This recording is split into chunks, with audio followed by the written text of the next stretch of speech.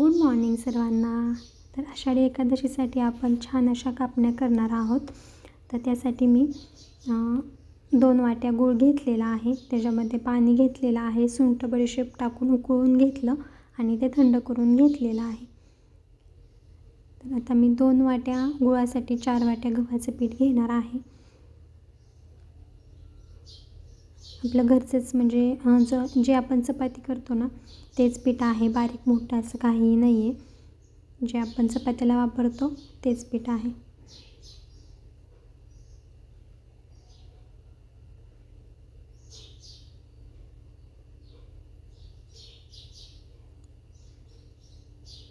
तर बघू शकता तुम्ही, अशा 4 वाट्या मी गव्हाचं पीठ घेते.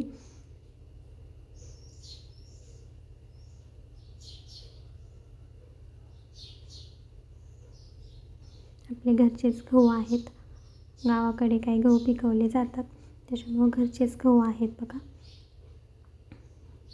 आणि आता घेणार आहे मी बेसन पीठ.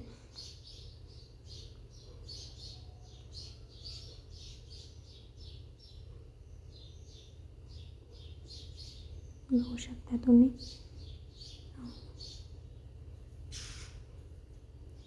अर्धी वाटी बेसन पीठ घेत आहे मी आणि थोडंसं चोळून घेते. त्याच्यामध्ये छोटे छोटे गिठोळे असतात, त्या बारीक होतात, त्यासाठी थोडंसं हाताने कुस्करून घेते.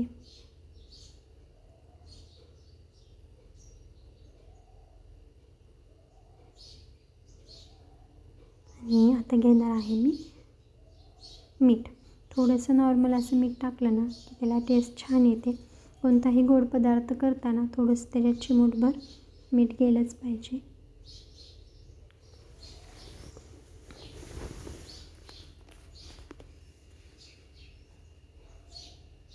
तूप घेतलेलं आहे.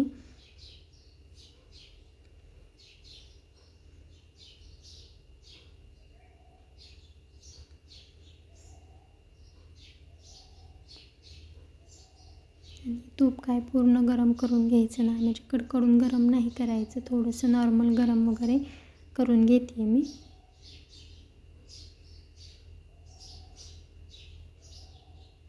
बघू शकता.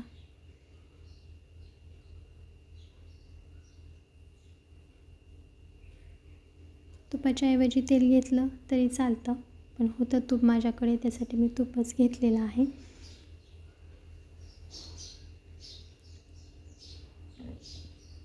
थोडं हलक्या हाताने त्याला म्हणजे त्याच्या गिठोळ्या फोडून घ्यायच्या आहेत, मिक्स करून घेते मी. आणि थोडं गरम आहे पण तरीही मिक्स करून घ्यावंच लागतं ते. बघू शकता तुम्ही, पूर्ण पिठामध्ये मिक्स झालं पाहिजे ते.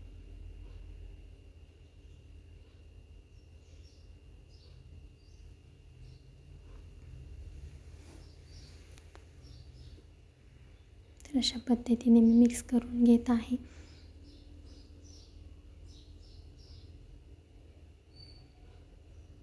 आणि आता घेणार आहे गुळवणी, म्हणजेच गूळ वितळलेलं पाणी. बघू शकता तुम्ही, आपल्याला लागेल तसं घेते मी.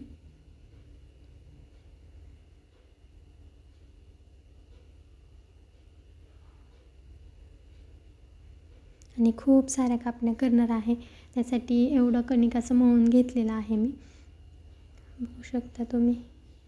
आणि खूप घट्ट असं पण नाही मळत आणि खूप पातळ असं पण नाही घ्यायचं, थोडंसं मध्यम मळून घ्यायचं आहे.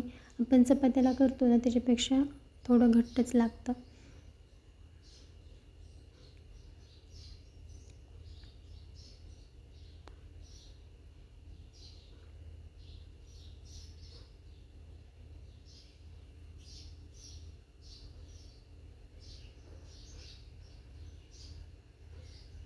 बघू शकता, असा गोळा बनवून घेतलेला आहे मी. आणि त्याच्यामध्ये मी आणखीन अर्धी वाटी अर्धी वाटी मी गव्हाचं पीठ पण मिक्स केलेलं आहे. आणि असंच आपल्याला 15 मिनटं झाकून ठेवायचं आहे.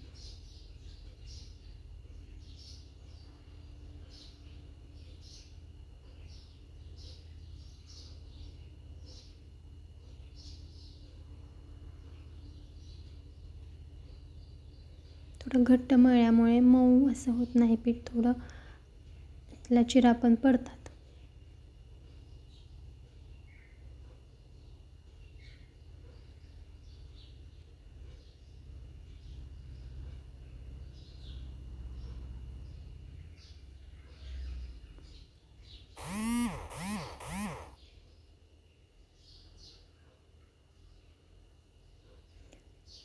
खूप जाड पण नाही आणि खूप पातळ पण नाही, असं लाटून घेते आहे मी. बघू शकता तुम्ही. आणि खसखस टाकलेली आहे वरून, आणि थोडी हाताने प्रेस करून घेतली की ती चिटकून बसते, त्यासाठी खसखस वगैरे टाकली त्याच्यावरती. आणि आणखीन उलटवून त्याच्यात आणखीन खसखस टाकून घेणार आहे मी. एका साईडने टाकली तरी चालते, पण मी दोन्ही साईडने टाकून घेणार आहे.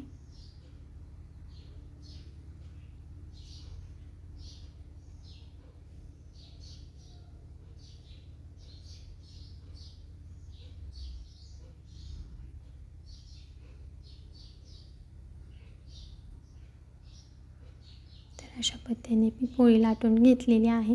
आणि थोड्या कडा हे झालेल्या आहेत, चिरलेल्या आहेत.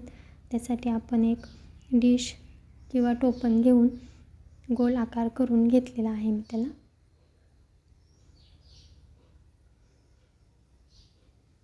बघू शकता किती छान अशी गोल पोळी आलेली आहे.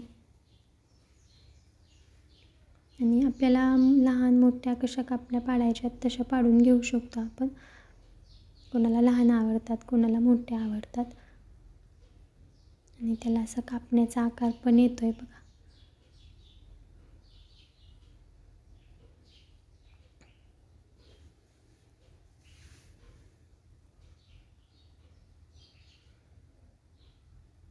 तर बघू शकता अशा पद्धतीने मी लाटून घेतलेल्या आहेत कापण्या.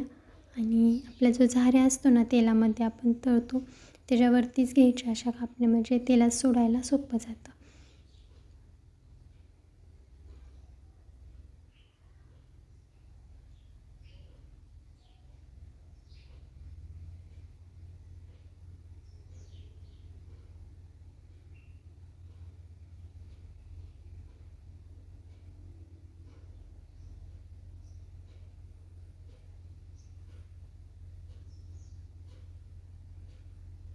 बघू शकता तेल असं गरम करून घेतलेलं आहे मी. पूर्ण कमी पण गॅस नाही ठेवत आणि पूर्ण मोठा पण नाही, फुल पण नाही ठेवत, मध्यम गॅसवरती तळून घेते.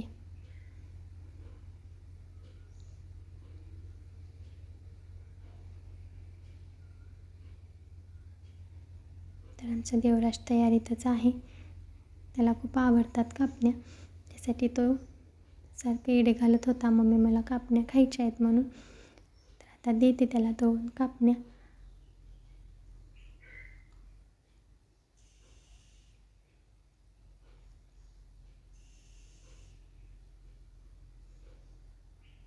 बघू शकता फुगलेल्या पण आहेत थोड्या. सोडा वगैरे मी काहीच टाकलेलं नाही आहे त्याच्यामध्ये, तरी पण फुगलेल्या आहेत.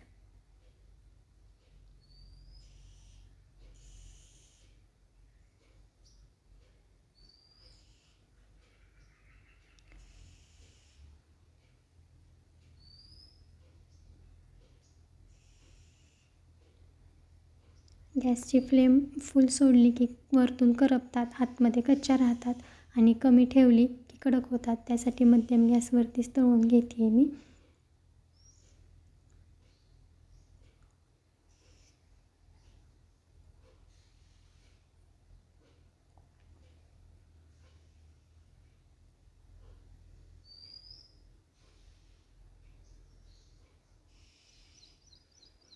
आणि आपला वहीचा कागद घ्यायचा आणि त्याच्यावरती डिशवरती ठेवून त्याच्यामध्ये काढून घ्यायच्या, म्हणजे काय होतं त्याच्यामधलं तेल पूर्ण त्या पेपरवरती वितळून जातं आहे.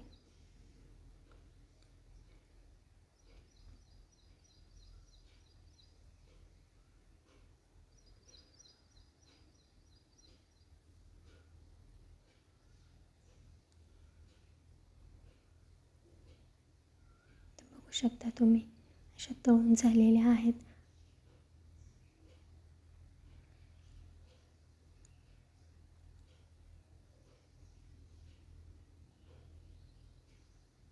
तर हे बघा तुम्ही लगेच तुटत आहेत कापण्या, बघू शकता. तर कशी वाटली आजची रेसिपी आणि आषाढी एकादशीच्या कापण्या नक्की सांगा. आणि आवडला व्हिडिओ तर लाईक करा. बाय सर्वांना.